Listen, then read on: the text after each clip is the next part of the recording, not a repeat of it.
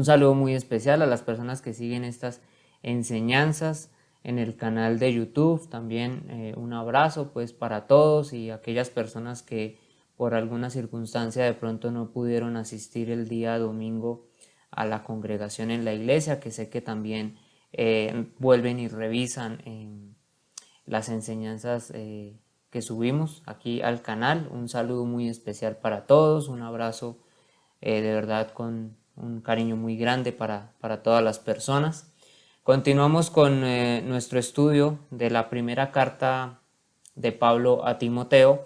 Estamos desarrollando nuestro capítulo 2 y ya llevamos unas buenas semanas en el contexto de los versículos 9 al 15. Entonces quiero que por favor me acompañen a primera de Timoteo, capítulo 2, versículo del 9 al 15. Asimismo, que las mujeres se atavíen de ropa decorosa, con pudor y modestia, no con peinado ostentoso, ni oro, ni perlas, ni vestidos costosos, sino con buenas obras, como corresponde a mujeres que profesan piedad.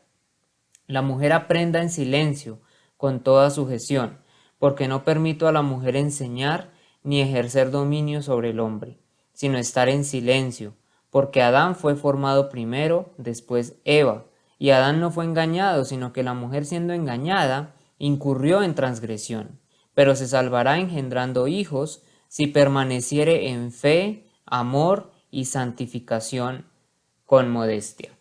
Oremos por la palabra. Amado Señor Dios Todopoderoso, amado Padre, tú que gobiernas por encima de todo, amado Señor, tú que eres soberano. Oh mi Señor Jesucristo, tú que eres el preeminente de toda la creación, que estás sentado, gobernando con poder en la diestra del Padre.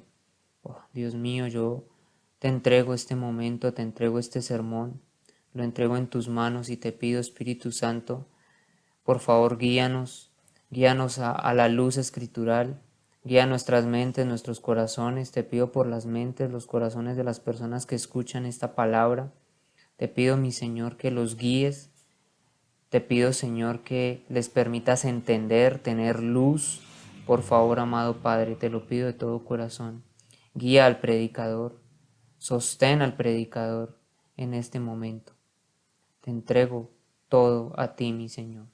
Todo sea para tu gloria y para tu honra. Amén. Bueno, Pablo, en este pasaje en el que estamos desarrollando, pues nos está mostrando 6 características en cuanto al rol y las funciones de la mujer en la iglesia. En los sermones anteriores desarrollamos 3 de estas características, ya hemos desarrollado 3 de estas características, las cuales son la apariencia, la actitud y el testimonio de las mujeres en la iglesia. Entonces, si una mujer profesa piedad en su vida y es una mujer temerosa de Dios, va a ser obediente a las Escrituras en todo aspecto, incluyendo lo que la palabra manda en cuanto a las funciones que ejercen las mujeres. Una mujer piadosa, una mujer temerosa de Dios, se va a conducir en su actitud, en su forma de arreglarse y de prepararse, en su manera de conducirse en su vida, lo va a hacer coherentemente conforme a las Escrituras, como aquella mujer que profesa piedad. El testimonio de una mujer cristiana es conforme a esa mujer que profesa piedad y devoción a Dios. Y eso se ve reflejado en sus buenas obras, mostrando fidelidad al Señor y a su palabra, y eso debe ser reflejado y se debe reflejar en la adoración pública en la iglesia. Una mujer que profesa su reverencia a Dios en su actitud, lo hace en su actitud cuando va a la adoración pública y lo refleja allí. Y además lo refleja no de manera forzada, sino que lo hace de una manera natural y de una manera legítima. Una mujer debe ir a la adoración con un temor piadoso y con un sentido de dominio propio. Si una mujer tiene reverencia hacia Dios y adora a Dios, entonces se va a conducir de manera apropiada en la iglesia y asistirá a la adoración pública arreglada de tal manera y vestida de tal manera que su actitud respalda esa profesión de fe en Cristo, llamando la atención a Dios y no a sí misma. Entonces, en el sermón anterior, también comenzábamos nosotros a desarrollar la cuarta característica que nos presenta Pablo en cuanto a las mujeres en la iglesia, y esa es la función de la mujer en la iglesia. Entonces, en los versículos 11 y 12 de nuestro texto, estos dos versículos se centran en el aspecto de la función de las mujeres, y Pablo dice al respecto, versículo 11, la mujer aprenda en silencio, con toda sujeción, porque no permito a la mujer enseñar ni ejercer dominio sobre el hombre, sino estar en silencio. En el versículo 11 Pablo está tratando con dos asuntos. El primero es que la mujer debe aprender. Es necesario que aprenda. Y el apóstol lo está diciendo como un mandato. Lo vimos en el sermón anterior.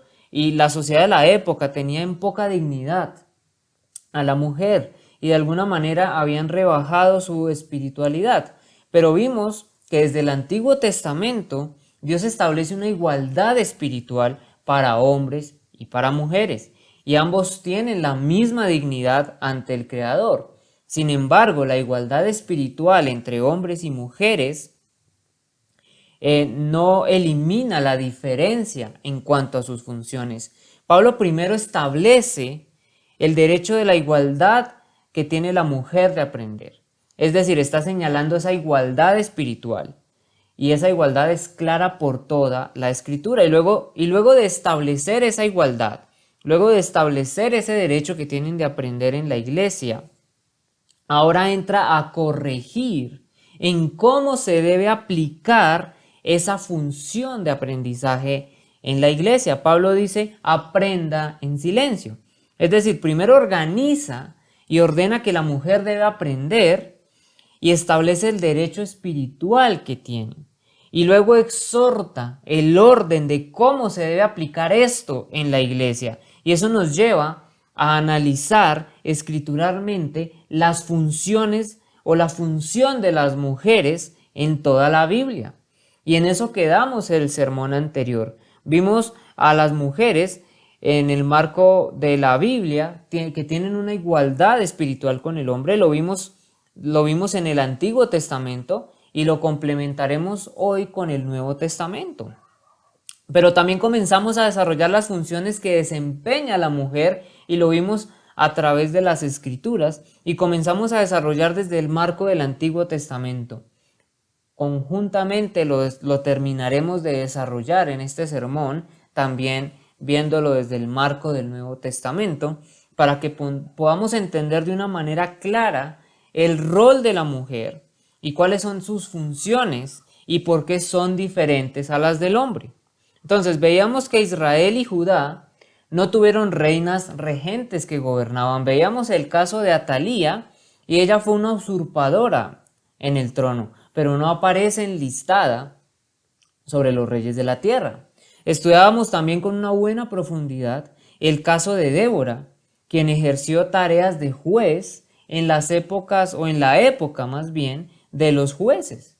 Veíamos que este era un caso excepcional, fuera de la norma, pero aún a pesar de que ella ejerce tareas como juez, llevó su rol y función como mujer bíblicamente y fue un apoyo muy importante para Barak, pero no pasando por encima de él, sino teniendo un sometimiento bíblico aun cuando ejerció tareas como juez. Ella misma en el capítulo 5 dice que se levantó como madre en Israel. Jueces 5:7. ¿Qué hace una madre? Una madre estimula, protege, influencia, alimenta, nutre y con su amor apoya incondicionalmente. Y eso fue lo que Débora hizo con Barak y con el pueblo. Es curioso ver que Débora entendía muy bien su rol y sus funciones, y muchas mujeres, influenciadas por el feminismo y la teología liberal, quieren darle otro rumbo a la historia de Débora. Débora, aunque fuera de la norma, ejerció su tarea como juez, fue una mujer que llevó a cabo su rol como mujer conforme a la voluntad de Dios, siendo como una madre, así como lo dice ella misma. Débora no estaba casada con Barak, ella era esposa de Lapidot, pero ella tenía una actitud de sumisión. Ayuda a levantar a Barak para que se cumpliera lo que Dios le había mandado hacer. La sumisión para una mujer no es algo obligado a la fuerza o algo que las llegue de pronto a reprimir. La sumisión es obediencia teniendo en cuenta cuál es el diseño de Dios para la mujer. Y asimismo que ella esté gustosa de llevar a cabo su rol como mujer tal como Dios la diseñó. Dentro de las funciones que Dios diseñó para las mujeres, no hay funciones de gobierno o liderazgo.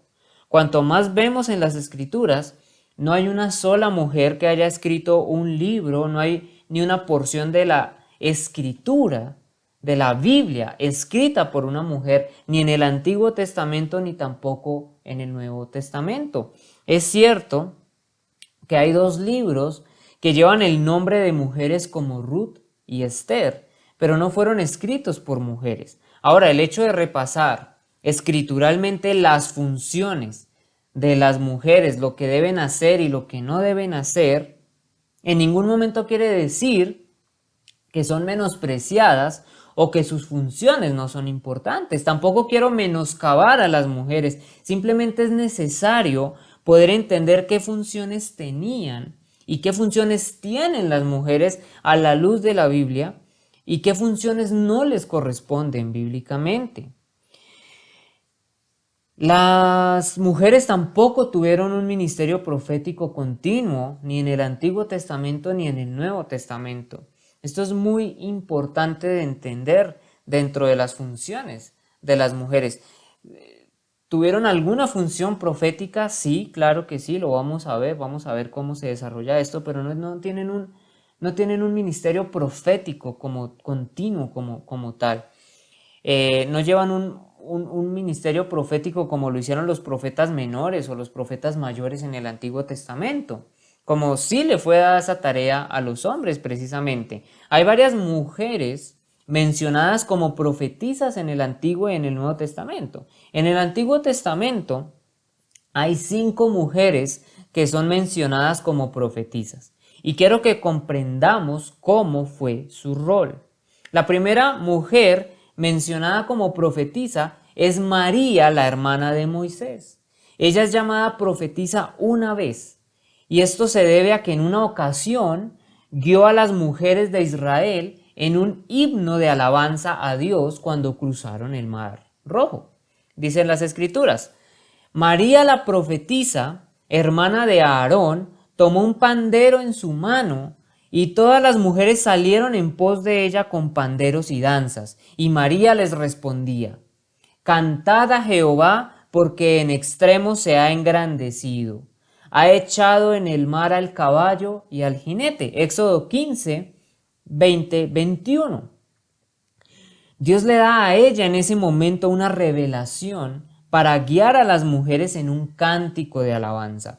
Dios escogió hablarles a las mujeres en ese momento a través de María, pero no hay otro registro bíblico donde ella haya ejercido nuevamente una profecía para las mujeres o para el pueblo. Ella no tuvo un ministerio profético continuo. Ahora, lo que nosotros debemos comprender es lo que significa la palabra profeta o profetizar. Esta palabra significa proclamar la palabra de Dios. Hoy en día no hay profetas como en el Antiguo Testamento y como en los primeros años de la iglesia. Lo sabemos. Las Escrituras son muy claras al respecto, que el ministerio de los profetas y apóstoles cesaron, fueron el fundamento, fueron los cimientos para la iglesia. Después desaparece ese ministerio como tal, pero hoy en día se sigue proclamando la palabra de Dios, es decir, sí, desde algún punto de vista lo podemos ver como que todavía hay profetas, pero no en el término de que Dios les habla directamente y entonces dicen cosas extracurriculares a lo que están en las Escrituras. No, un profeta simplemente es alguien que habla la palabra de Dios. Entonces María proclamó la palabra de Dios en una ocasión. Recordemos que las mujeres tienen la misma igualdad espiritual que con los hombres. Y cuando Dios se comunica con una mujer, lo hace de manera íntima y personal, así como lo hace con los hombres. En esa ocasión, Dios le revela a María que las mujeres hagan una alabanza a Dios y ella lo hace. Pero eso no la convierte en una mujer con un ministerio profético continuo. Ahora, esto va marcando muchas cosas interesantes y lo vamos a seguir desarrollando cuando también lo veamos en el marco del Nuevo Testamento. Las mujeres, claro que pueden proclamar la palabra de Dios, claro que la pueden enseñar, pero hay momentos y ocasiones para que lo hagan, no desde el marco del liderazgo, no desde el marco del pastorado, no desde el marco de guiar a la congregación. La segunda mujer mencionada en el Antiguo Testamento como profetisa es Débora. Ella es llamada profetisa porque en la campaña que lideró con Barak para derrotar a los enemigos, ella le transmite la revelación de Dios. El Señor la usa como un instrumento para dar el mensaje en esa situación y solamente a Barak. Ella no tiene un ministerio profético continuo donde habla continuamente al pueblo o a Barak, la revelación de Dios.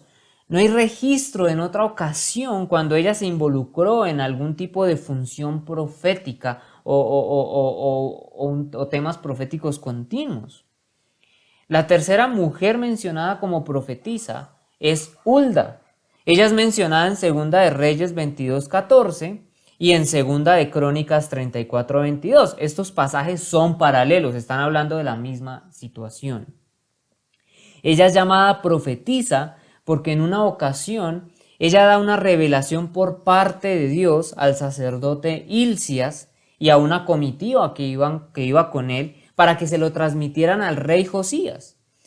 Al igual que Débora, Dios decide dar un anuncio particular a través de una mujer, y en este caso acerca del juicio venidero para Israel por causa de su rebeldía y desobediencia. Dios habló a través de esta mujer en esa ocasión particular, pero no hay más registros tampoco de otra profecía que ella haya dado, ni menciona nada acerca de un ministerio profético continuo.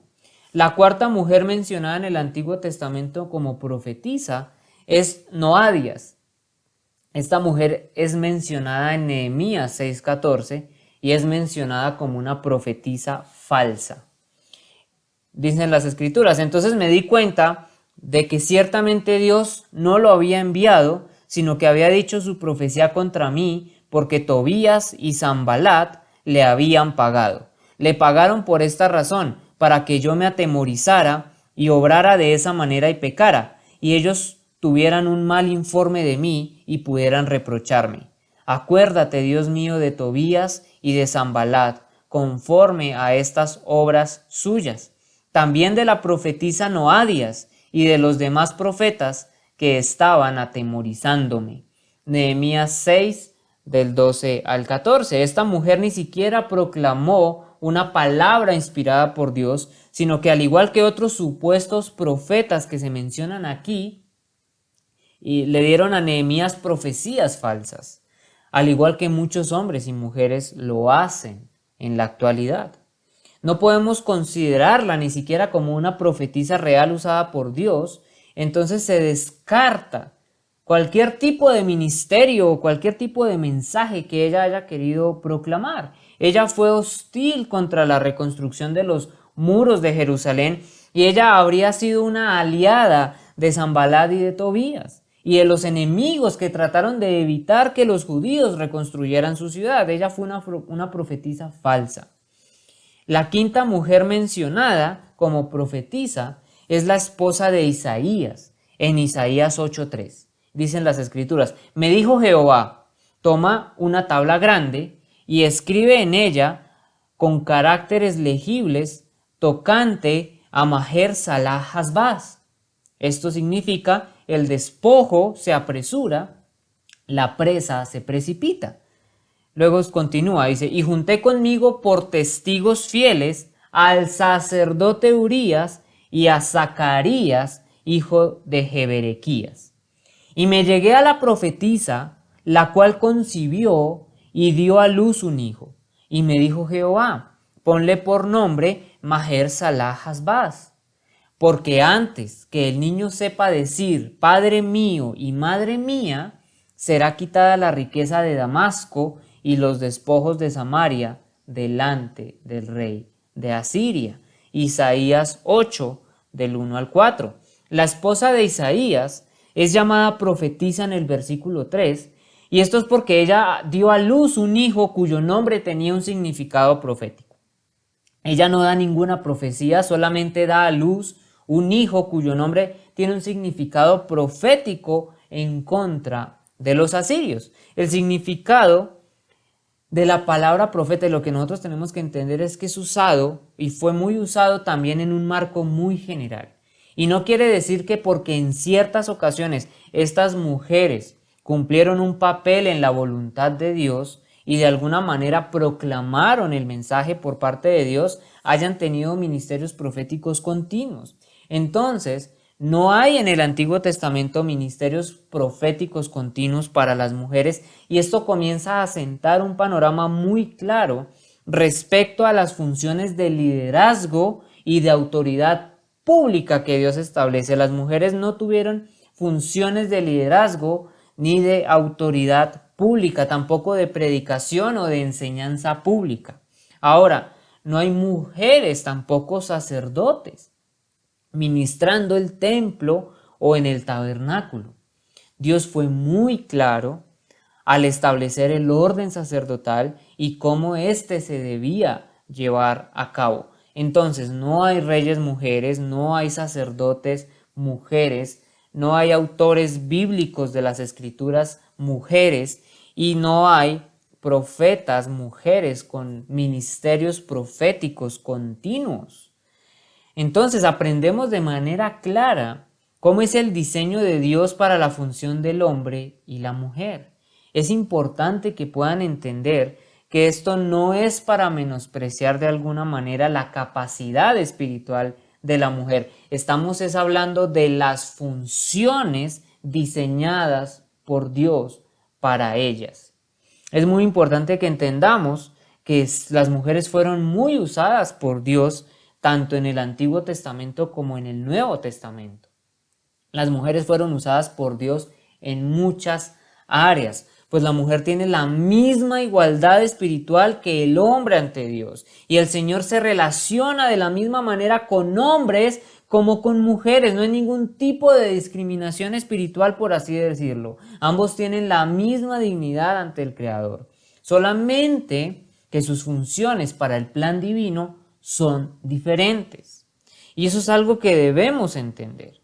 Cuando decimos que una mujer tiene una función diferente en la sociedad y en la iglesia a la del hombre, en ninguna manera estamos disminuyendo su valor, o en ninguna manera se está disminuyendo la espiritualidad de ella. Hay muchas funciones en la sociedad que las mujeres deben cumplir, hay muchas funciones también en la iglesia, pero también hay una gran línea que distingue todas esas funciones entre hombres y mujeres. Ahora, cuando nosotros dirigimos la mirada al Nuevo Testamento, vemos que no cambia la igualdad espiritual que tienen hombres y mujeres, y que la distinción entre las funciones del uno y el otro están muy bien establecidas, porque Dios no cambia, su palabra tampoco cambia. Es decir, los preceptos de Dios, sus mandamientos en el Antiguo Testamento no cambiaron en el Nuevo Testamento. La misma igualdad espiritual y bendición que se estableció en el Antiguo Testamento lo podemos ver también en el Nuevo. En Gálatas 3, versículo 26 al 28, la palabra nos dice: pues todos sois hijos de Dios mediante la fe en Cristo Jesús. Porque todos los que fuisteis bautizados en Cristo, de Cristo os habéis revestido. No hay judío ni griego, no hay esclavo ni libre, no hay hombre ni mujer, porque todos sois uno en Cristo Jesús. Y si sois de Cristo, entonces sois descendencia de Abraham, herederos según la promesa. Y este quizás es uno de los pasajes más mal interpretados en la iglesia moderna, y no porque sea difícil de comprender, sino porque las filosofías liberales y de la nueva era quieren darle un significado al texto que no tiene. Las mujeres que quieren oponerse a los preceptos y a las normas establecidas por Dios en el orden y en la diferencia de las funciones, tanto para hombres como mujeres, toman este pasaje y dicen que ellas sí pueden ser pastoras y que sí pueden ser ancianas de la iglesia y pueden ejercer esas funciones de liderazgo en la iglesia porque este pasaje las respalda. Y sé que al leer este pasaje con discernimiento, no es ni siquiera necesario explicarlo con demasiada profundidad, pues su significado es muy claro. Pero quiero que lo podamos desarrollar. Basta con leerlo en su contexto. Y lo que el texto nos está transmitiendo es una verdad escritural que fue establecida desde el Antiguo Testamento, y es que todos somos uno en Cristo. ¿En qué sentido? ¿En qué sentido todos somos uno en Cristo? Pues cuando vemos el contexto para mirar lo que está hablando aquí, Pablo está hablando de salvación. De salvación, está explicando la salvación, está hablando todo el texto acerca de la salvación. Si regresamos, por ejemplo, versículos más atrás, en el versículo 13 nos dice, Cristo nos redimió de la maldición de la ley, habiéndose hecho maldición por nosotros.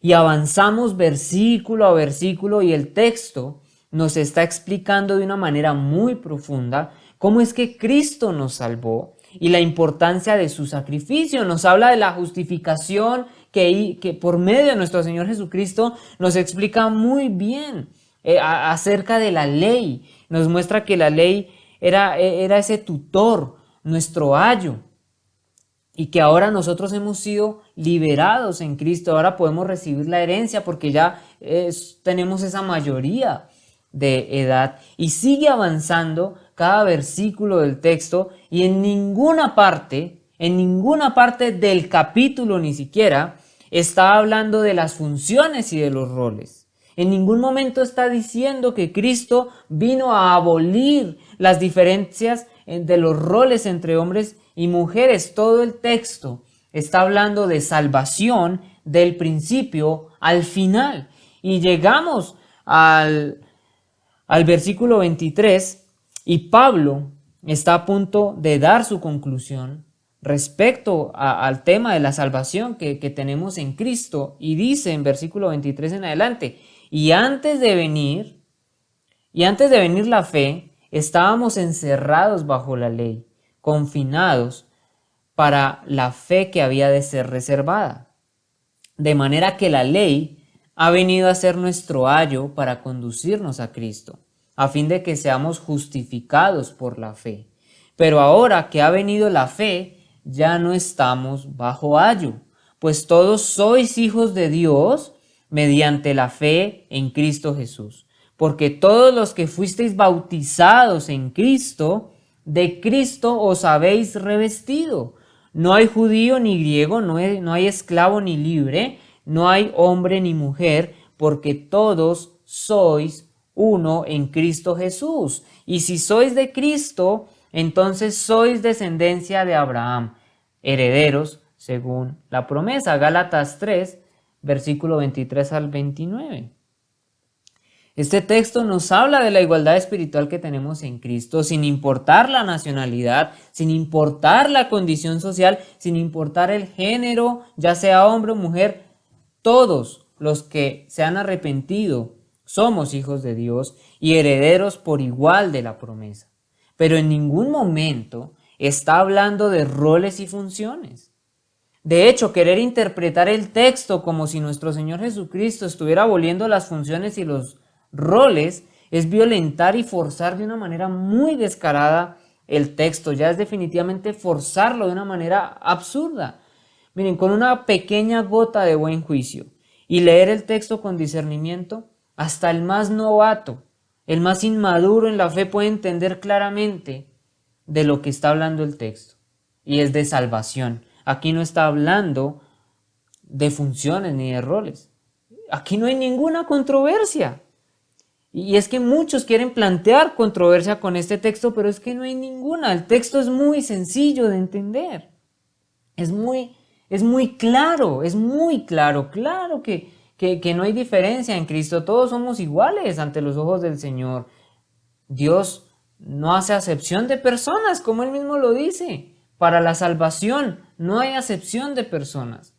No importa si es hombre, si es mujer, el Evangelio es para todos. El punto es que toda persona puede venir a Cristo. No importa si es un judío o gentil, no importa si es un esclavo o libre, no importa si es un hombre o una mujer.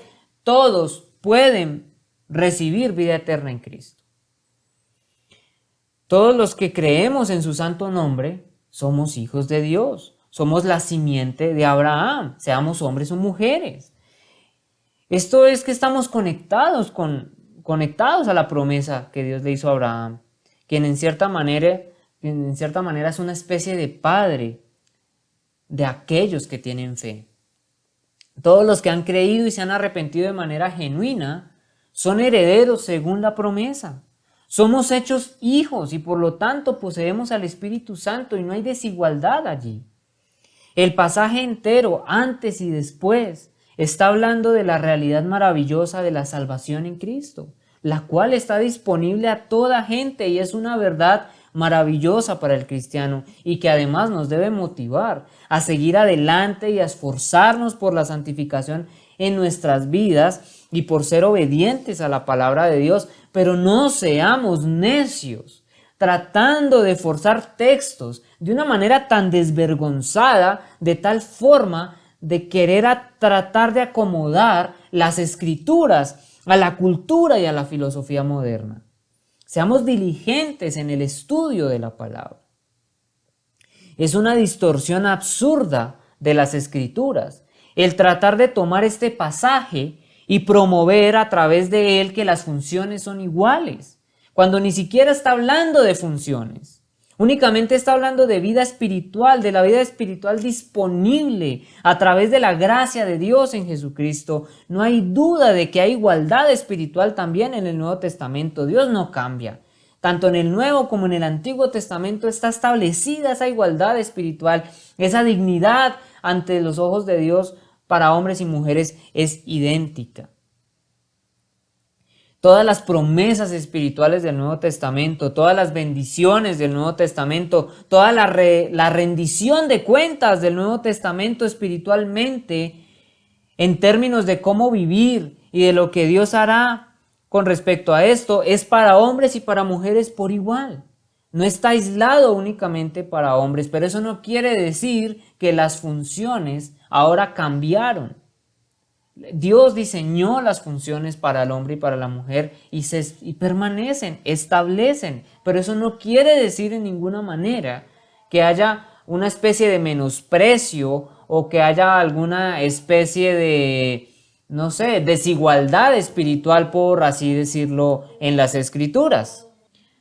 Hay igualdad, podemos ver esa igualdad espiritual, así como la vemos en el Antiguo Testamento.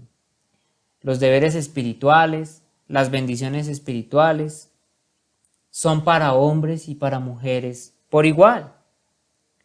Pero hay una diferencia todavía en las funciones, eso no ha cambiado.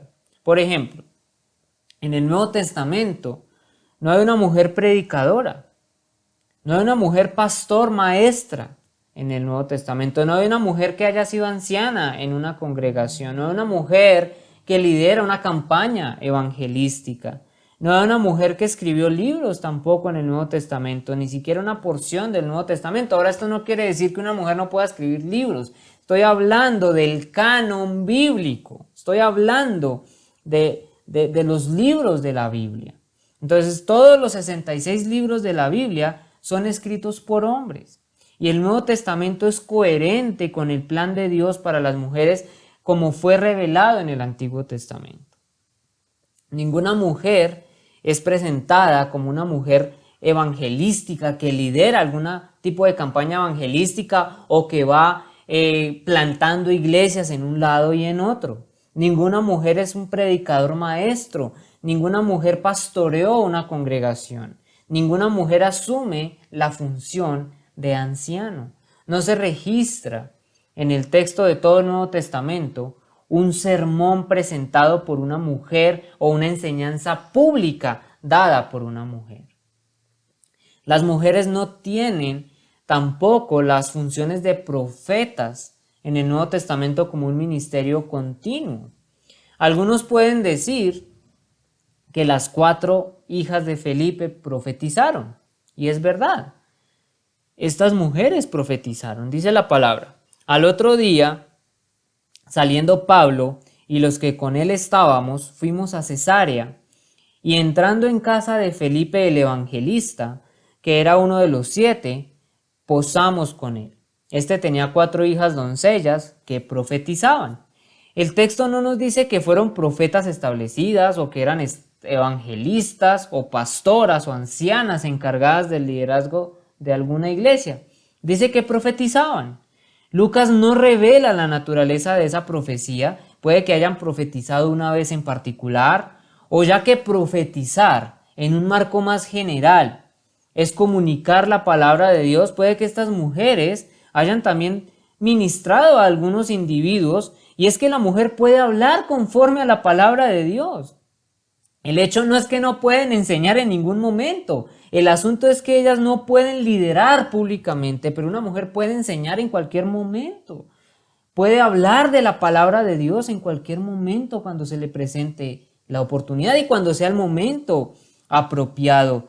No quiere decir que no haya ocasiones donde no se les permita enseñar y compartir las escrituras. Claro que sí, en un grupo de oración pueden compartir la palabra, pueden orar, estar allí en esa comunión, en los cursos bíblicos, etcétera, pero en la adoración pública, en términos de gobierno, de liderazgo, una mujer no debe enseñar. Eso es lo que claramente nos está hablando Pablo y lo que las escrituras nos hablan claramente.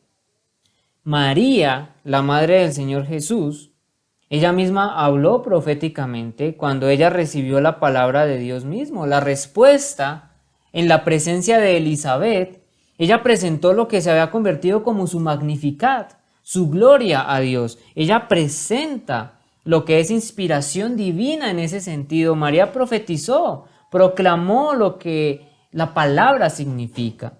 Ella proclamó la palabra de Dios y estoy seguro de que hubo muchas ocasiones cuando otras mujeres proclamaron la palabra de Dios. En 1 Corintios 11:5 dice que una mujer que ora o profetiza debe tener su cabeza cubierta. Hubo tiempos y ocasiones para que las mujeres oraran y hablaran la palabra de Dios. En Hechos 2:17 la palabra dice: y sucederá en los últimos días, dice Dios, que derramaré de mi espíritu sobre toda carne, y vuestros hijos y vuestras hijas profetizarán. Vuestros jóvenes verán visiones y vuestros ancianos soñarán sueños. Citando al profeta Joel, la palabra simplemente significa proclamar. Hay tiempos y lugares en los que las mujeres hablan la palabra de Dios. Y espero que las mujeres de la congregación lo hagan también cuando se presente la oportunidad, lo hagan en sus casas, con las demás mujeres, cuando están presentándole el evangelio a alguien. Pero eso es definitivamente diferente a ser identificado como un pastor, como un anciano, como un maestro, como un evangelista o como un apóstol en el Nuevo Testamento. No hubo mujeres apóstoles tampoco, aunque hubo mujeres que acompañaron a Cristo y a los 12, pero no están incluidas en los 12. Esto no disminuye el valor de una mujer, ni tampoco le da menos dignidad. Los hombres en la mayoría de los casos son producto de una mujer. No solamente hablando en términos fisiológicos, pues es la mujer la que da luz, sino también en un sentido más profundo, en términos del desarrollo de su virtud. Una mujer cristiana es una gran influencia en el hogar y para los cercanos. Por ejemplo, tienen la responsabilidad también de enseñar la ley de Dios. Pero para poder enseñar la ley de Dios deben conocerla, deben aprender. Deben enseñar las escrituras a sus hijos. Miremos a Timoteo. ¿Quién instruyó a este hombre piadoso? Su madre y su abuela. Pero eso es muy diferente de adoptar la función diseñada para los hombres en el liderazgo de la iglesia.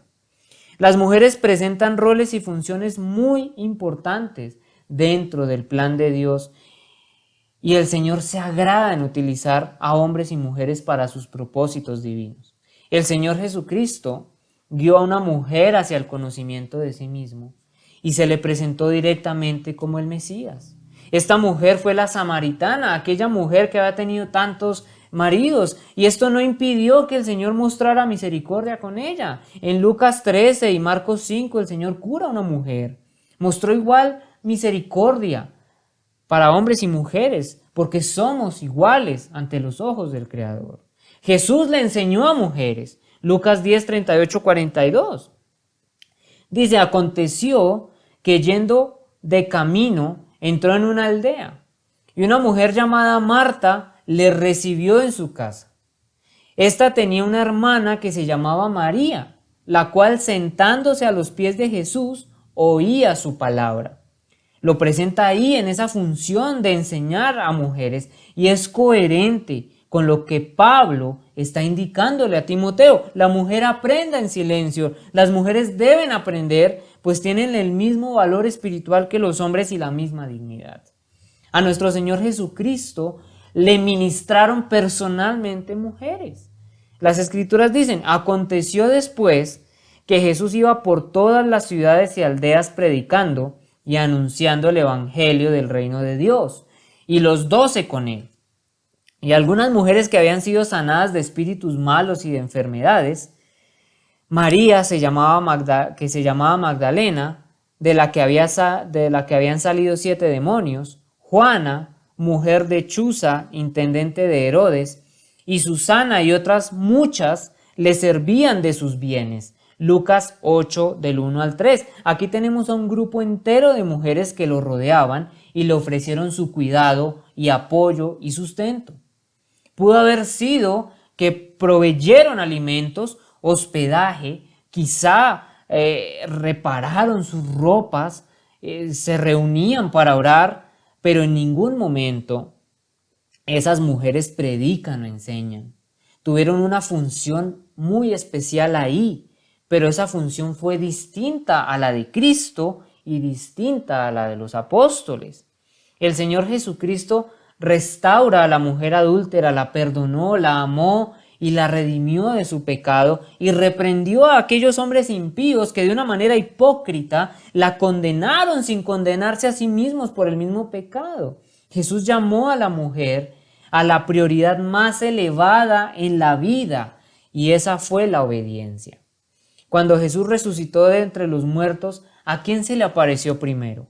¿A un hombre o a una mujer? Él primero aparece a una mujer. Y Jesús llamó a las mujeres a evangelizar también. Aquí no estoy hablando de que lideran esas campañas evangelísticas o que van y establecen iglesias como el ministerio que el Señor establece para los evangelistas, pero evangelizan. Él dice, id por todo el mundo y predicar el evangelio a toda criatura, Marcos 16, y eso incluye también a las mujeres. Las mujeres deben proclamar también, presentar el mensaje del evangelio. En primera de Pedro 3, él dijo, si las mujeres son el vaso más frágil, eso es por diseño de Dios. Físicamente son más débiles. Seguro los hombres deben ser sus protectores y deben ser su fortaleza. Pero aún cuando es el vaso más frágil, dijo, ustedes son coherederas también de la gracia de la vida. Cuando hablamos de heredar la gracia por parte de Dios, todos, tanto hombres como mujeres, la heredan juntos. El fruto del Espíritu en Gálatas 5 es para hombres y mujeres. Las bendiciones de Cristo son para hombres y mujeres por igual. La obediencia a los mandamientos de Dios se entrega a ambos por igual, tanto hombres y mujeres. Tienen la responsabilidad moral ante Dios de obedecer sus mandatos. En Romanos 16, Pablo saluda con gratitud a todos los que le han colaborado en su ministerio y en esa lista larga de personas hay muchas mujeres. Como pueden ver, mis queridos, Las mujeres tienen un lugar muy, pero muy importante en la economía de Dios. Y están al mismo nivel que los hombres en términos de vida espiritual, pero no de funciones. Ahora, esa es la razón por la que él dice, y veamos nuestro texto, la mujer aprenda. La mujer debe aprender, es necesario que aprenda. ¿Por qué? La mujer tiene la misma responsabilidad espiritual que el hombre. Tiene el mismo valor ante los ojos de Dios. ¿De qué otra manera pueden vivir obedientemente para la gloria de Dios? ¿De qué otra manera pueden ser enriquecidas? ¿De qué otra manera pueden enseñarle a sus hijos? ¿De qué otra manera pueden aconsejar a otros? ¿De qué otra manera pueden ser usadas para atraer personas a Cristo? Aprendiendo la palabra de Dios. Es necesario que la mujer aprenda la palabra. Y quiero que sea entendido con claridad. Cuando decimos que hay una diferencia entre la función del hombre y de la mujer, de ninguna manera se está diciendo que hay una diferencia en su capacidad espiritual o en su necesidad de conocer la palabra de Dios. Ahora, una vez que Pablo ha establecido esto muy bien, va con lo siguiente. La mujer aprenda en silencio con toda sujeción, porque no permito a la mujer enseñar ni ejercer dominio sobre el hombre, sino estar en silencio. Cuando la iglesia se reúne, las mujeres deben aprender, pero escuchan las palabras, las enseñanzas de los maestros en silencio con toda sujeción. Escucha es la palabra para silencio. En el versículo 11 vemos que Pablo habla del silencio y en el versículo 12 termina también con esta misma palabra, agrupando de esa manera la enseñanza de Pablo sobre las funciones de las mujeres basado en el principio del silencio. Esta palabra simplemente significa silencio, no alude a nada más. Es silencio, calladas, no más, no tiene otro significado, no tiene ningún otro, aspecto lingüístico, llamémoslo así. La palabra sujeción se traduce de la palabra griega upotaje, que significa alinear abajo, alinear abajo. Ahora, cuando dice con toda sujeción, subraya o está enfatizando la absoluta sujeción que se pide.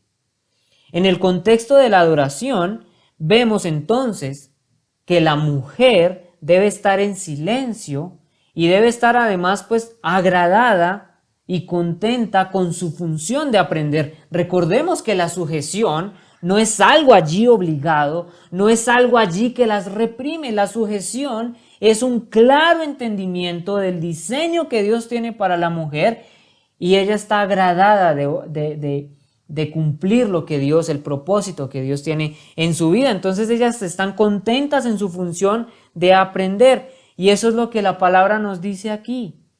Y no hay nada más que se le pueda agregar al texto. Es muy claro. Pero las personas que quieren de alguna manera tergiversar el texto, aquellas personas que quieren imponer que las mujeres deben enseñar públicamente y que deben ser pastoras y ancianas y dirigir una iglesia, vuelven nuevamente a forzar el texto. Y entonces ahora dicen que es que la palabra está hablando de un espíritu afable y apacible, y dicen que lo que significa es que cuando enseñas y predicas, lo haces de una manera silenciosa, con un espíritu callado. El texto no está diciendo eso. La palabra griega no significa eso. La palabra simplemente significa silencio, estar callados, estar en silencio, no hacer ruido. Eso es lo que traduce la palabra. No está hablando en absoluto para nada. Entonces quieren nuevamente volver y torcer el texto bíblico porque no se quieren acomodar a las escrituras, no se quieren acomodar al mandato de Dios, sino que quieren torcer las escrituras para que las escrituras se acomoden a la cultura, para que las escrituras se acomoden a las filosofías humanas.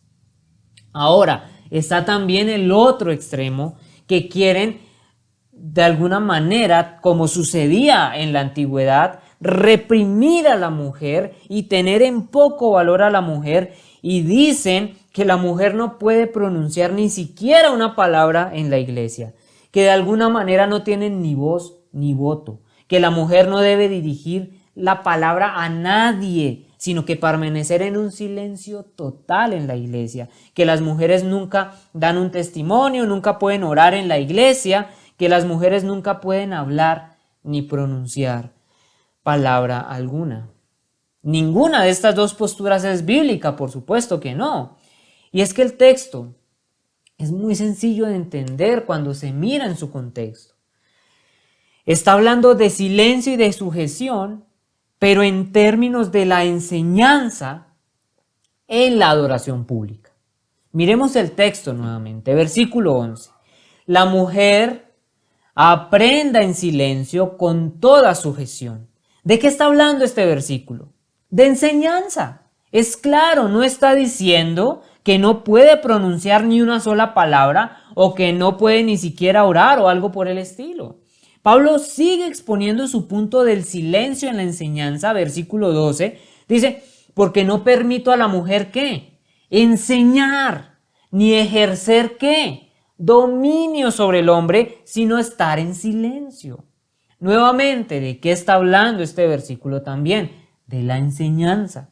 Pablo está hablando que no permite que la mujer enseñe. Ahora, ¿en qué contexto no permite que Pablo que la mujer enseñe? ¿Cuál es el contexto del capítulo 2? El contexto del capítulo 2 es la adoración pública.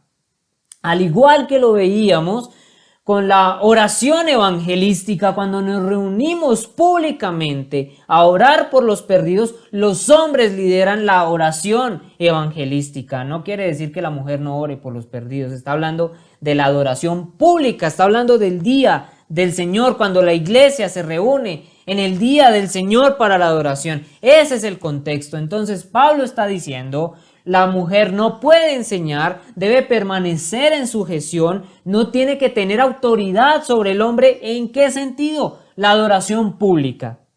En la adoración pública. Entonces, no le corresponde a las mujeres enseñar como pastoras o maestras. Lo siento, la palabra es muy clara. La palabra es muy clara. Las mujeres no pueden tomar las funciones de ancianas. Tampoco se les permite tener una función de autoridad sobre los hombres en la iglesia. Es muy claro el texto, muy claro. Y no sé por qué hay tanto debate en esto. Y no sé por qué quieren torcer de una manera muy forzada realmente el significado de este texto. Ahora miremos un paralelo, miremos la iglesia de Corintio. Pablo da el mismo mandato. Dice, las mujeres guarden silencio en las iglesias, porque no les permito hablar. Antes bien, que se sujeten como dice también la ley. Y si quieren aprender algo, que pregunten a sus propios maridos en casa, porque no es correcto que la mujer hable en la iglesia. 1 Corintios 14, 34, 35. Pablo está hablando de lo mismo.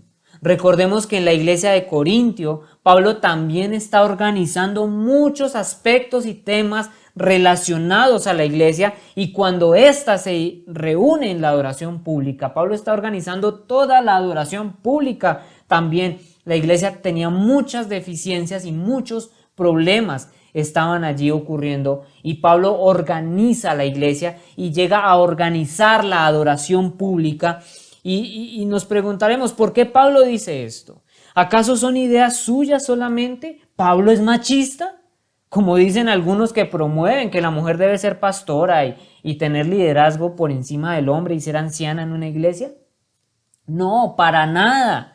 Miremos más adelante, Pablo sigue explicando, y en el versículo 37 lo que dice el apóstol es lo siguiente: si alguno piensa que es profeta o espiritual, reconozca que lo que os escribo es mandamiento del Señor. Pero si alguno no reconoce esto, él no es reconocido. Pablo lo ordena porque así Dios lo ordena. No porque son sus propias ideas, sino porque la ley de Dios lo dice. Y nosotros nos tenemos que someter a los mandamientos de Dios. Esto no tiene que ver con mandamientos de hombres. Tampoco tiene que ver con movimientos filosóficos y de pensamiento, porque muchos dicen, no, es que en la iglesia son machistas. No, tiene que ver con la obediencia a la ley de Dios.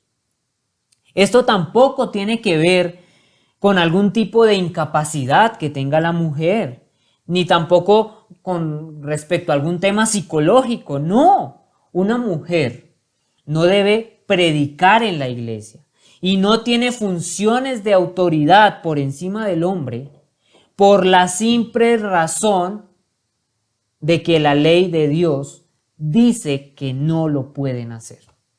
Eso es todo, ese es el punto. No es sociológico, no es psicológico, no es patológico, no es nada de eso. Es simplemente porque la ley de Dios así lo ordena. Lo que Pablo nos está mostrando en el versículo 11 y 12 de nuestro texto de 1 de Timoteo capítulo 2 es que la mujer no debe ser la maestra y ella no debe rebelarse en contra de la función de su misión que Dios ha diseñado para ella en la vida de la iglesia. El silencio entonces es en relación a la enseñanza. Significa que ella no debe ser pastora, ella no debe ser maestra, ella no debe ser anciana de la iglesia. Se entiende fácilmente que la sumisión significa que ella no debe rebelarse. Ella no debe desear cambiar el patrón establecido por Dios. Y eso, mujeres, es lo que están haciendo en la actualidad. Están rebelándose en contra del patrón que Dios estableció. Miren, hay un diseño divino que organiza los roles y las funciones de hombres y de mujeres. La Biblia nos dice, pero quiero que sepáis que la cabeza de todo hombre es Cristo, y la cabeza de la mujer es el hombre, y la cabeza de Cristo es Dios.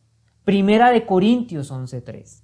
Es muy claro de entender el diseño de Dios para hombres y para mujeres. Además, es maravilloso ver cómo Dios organiza todo y decide llevar a cabo su propósito con una organización muy bien establecida de funciones y roles.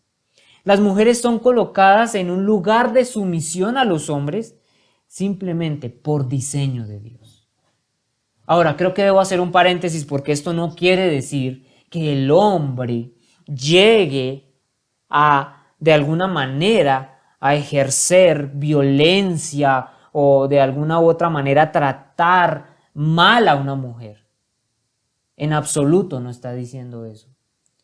Porque si el hombre es la cabeza, debe entender que el hombre debe tratar y amar a la mujer así como Cristo ama a la iglesia. Y mis queridos hombres, eso implica una entrega total. Cristo murió por su iglesia. Se entregó por completo. Amó desmedidamente. Nos ama desmedidamente. Por lo tanto, tú tienes que hacer exactamente lo mismo. No ejercer ningún tipo de dominio machista ni opresor, así como dicen. No. Que tú seas la autoridad te da es una responsabilidad enorme. No te da alas para tratar mal a una mujer. Eso no es permitido por Dios. Ni es permitido en la iglesia, ni mucho menos va a ser permitido en tierra deseable. Claro que no. Pero debemos entender que hay un diseño para hombres y mujeres. Es diseñado por Dios el tema de los roles y de las funciones. Y de nuevo les recuerdo, esto no es para decir que las mujeres no pueden hablar. No es para decir que las mujeres no pueden orar. Es para entender como un objetivo clave que el hombre es la cabeza de la mujer y su función como el hombre es el liderazgo. Pero no quiere decir que la mujer debe estar allí callada, no puede orar, etcétera, etcétera. No, hay momentos, claro que sí. Y es necesario que lo hagan mujeres, que oren, que en el lugar apropiado en el momento de la iglesia apropiado, hablen la palabra, enseñen a las otras, compartan. Ahora, algo muy interesante también, y es interesante verlo porque es que la cabeza del hombre es Cristo. ¿Alguien tiene algún problema con esta verdad escritural? Por supuesto que no, es muy claro, no veo y espero no ver hombres rebelándose a la autoridad de Cristo, tratando de decir que tienen la misma autoridad, diciendo por todos lados que quieren tener las mismas funciones que Cristo. Eso sería simplemente una locura. Ahora, todo el mundo entiende que Dios es la cabeza de Cristo.